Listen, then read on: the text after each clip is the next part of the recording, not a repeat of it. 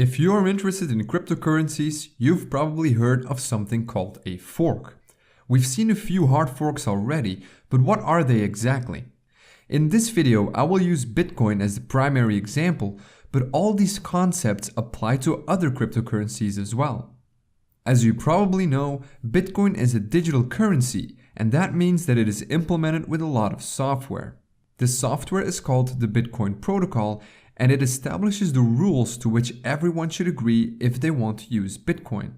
This includes how large a block is, what rewards miners get, how fees are calculated, and so on and so on. But just like any other software project, development on Bitcoin will never be fully finished. There is always room for improvement.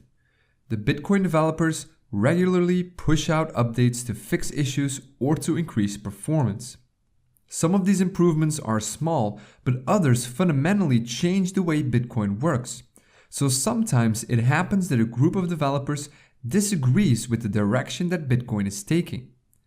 The miners can also disagree because updates to the Bitcoin protocol could reduce their profits.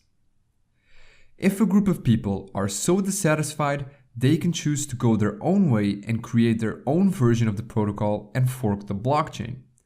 So what happens if they do this? Well, Bitcoin consists out of two big pieces, the Bitcoin protocol and the blockchain which stores all the transactions that have ever happened.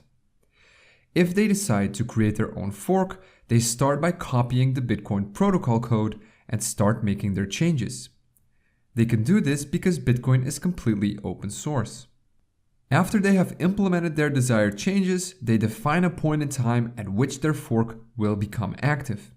This is done by specifying a block number.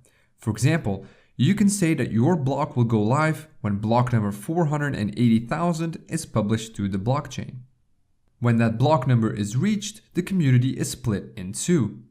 Some people decide to support the original protocol, while others want to support the fork. Each group then starts adding new blocks to the fork that they want to support. At this point, both blockchains are incompatible with each other. Because a fork is based on the original blockchain, all transactions that happened on the original blockchain also happened on the fork. And that means that if you had a certain amount of coins before the fork, you will also get the same amount of the new currency.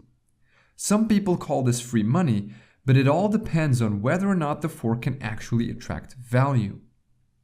We've already seen quite a few hard forks.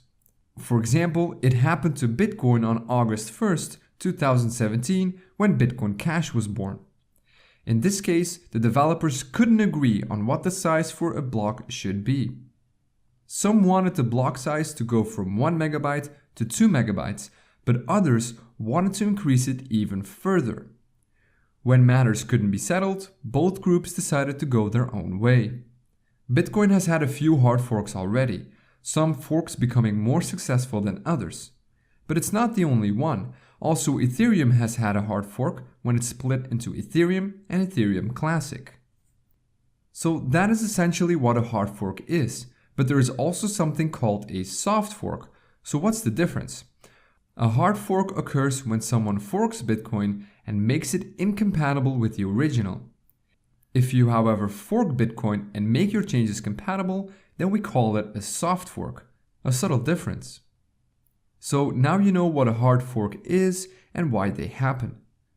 Because cryptocurrencies are becoming more and more popular, it's safe to say that disagreements will pop up more often and more forks will be created.